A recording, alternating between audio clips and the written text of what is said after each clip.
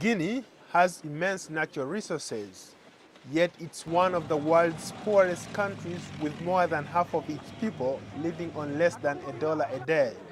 Now Guineans face further uncertainty with their new military leaders threatening to change how government does business with foreign mining companies. Junta leader Captain Moussa Camara. There will be experts who will check the contracts, will revise them. If these contracts have been badly run, these contracts will be purely and simply cancelled. Guinea depends heavily on mining. Ministry of Mines official Moussa Bangura. It's a sector which drives the engine of the Guinean economy in the sense that it contributes 15% of the national GDP and around 85% of the contracts and exports. Its contribution to the national coffers is around 20% of the national budget, and also it employs a little more than 100,000 people.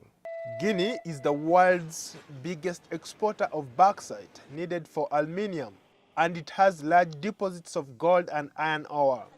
Bangura Lama, an attorney in Conakry, backs the junta's position on the mining contracts.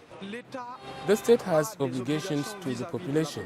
It's on the basis of these obligations that the state can go back to the drawing board and say they want to renegotiate the contracts and to have satisfactory offers, not the minimum given in those contracts, but try to maximize the contracts to everyone's benefit. But others are concerned that ordinary Guineans will suffer if the old contracts aren't honored. I don't want us to fall into the situation we saw in 1975 after the declaration of special taxes by the old regime, the regime of late Ahmed Sékou Touré. Because from the moment where we made this declaration, all the mining companies ran away from Guinea. The junta is promising a more open society not only for foreign companies, but for the Guinean people. It says it will hold elections before the end of the year.